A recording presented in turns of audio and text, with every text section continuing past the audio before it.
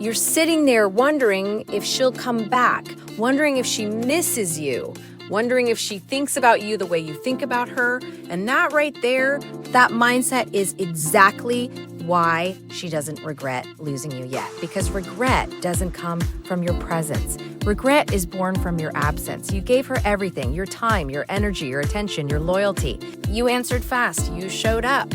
You stayed consistent. You made her feel like she was the center of your world. And instead of valuing it, she got comfortable. She got used to you always being there. And when someone gets used to you, they stop respecting you. That's the truth. Most people are too afraid to accept. She didn't leave because you weren't enough.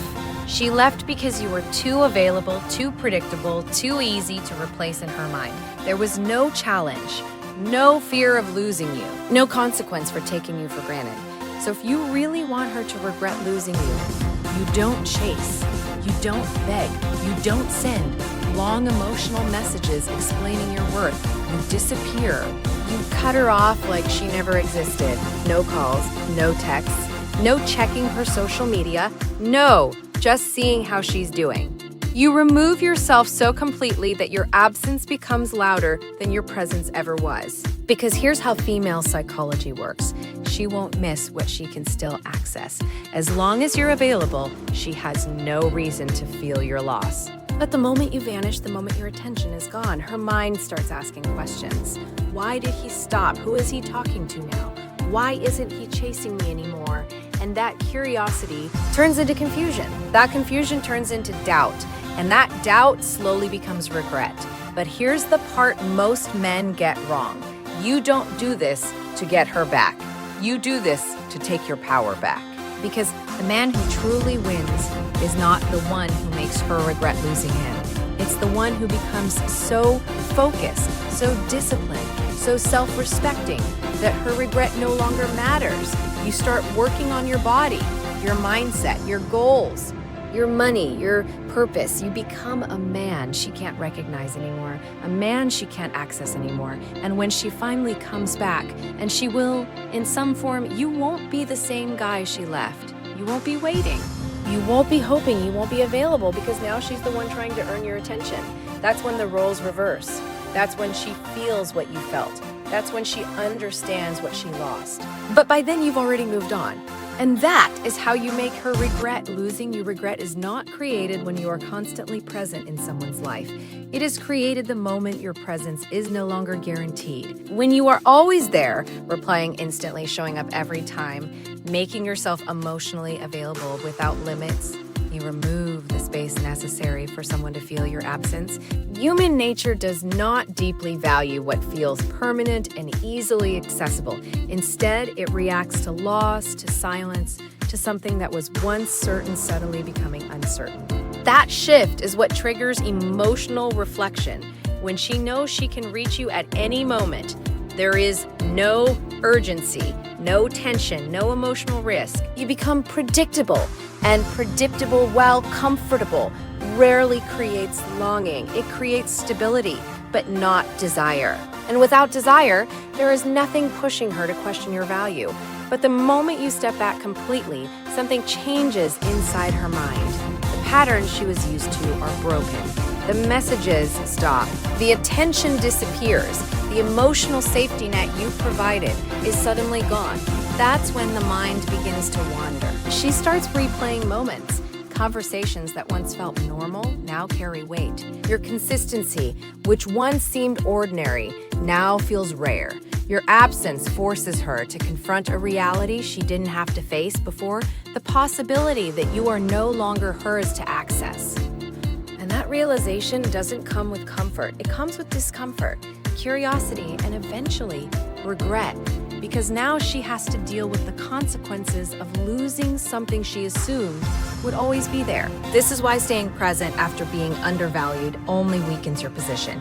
It tells her without words that no matter how she treats you, you will remain. That removes any emotional consequence for her actions. But when you withdraw completely, you introduce something powerful, uncertainty. And uncertainty is what makes people think, question, and feel. Regret is not immediate. It builds over time in silence. It grows in the spaces where your presence used to be. It develops when she notices that you're no longer reacting, no longer engaging, no longer available.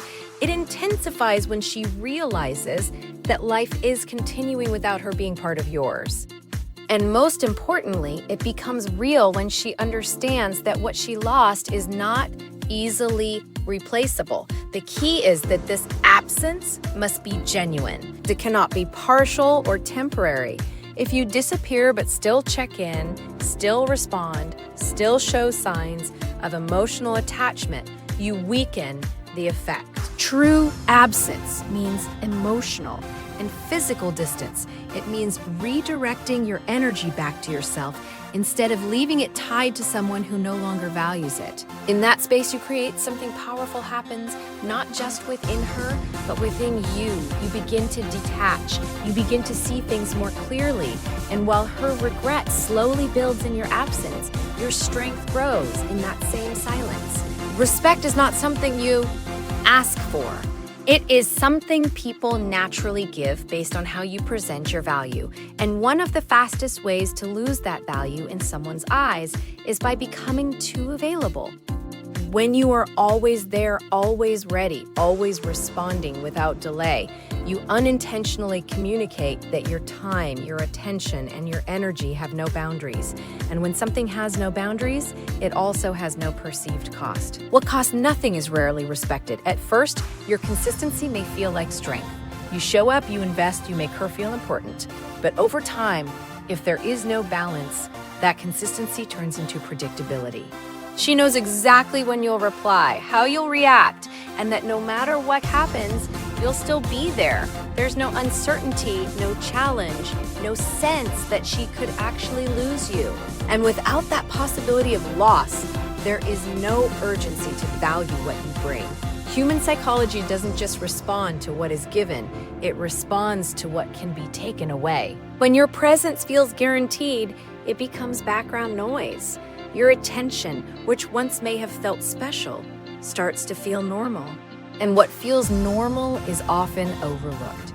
She stops noticing the effort, not because it isn't there, but because it has become expected. Expected behavior doesn't create appreciation, it creates entitlement.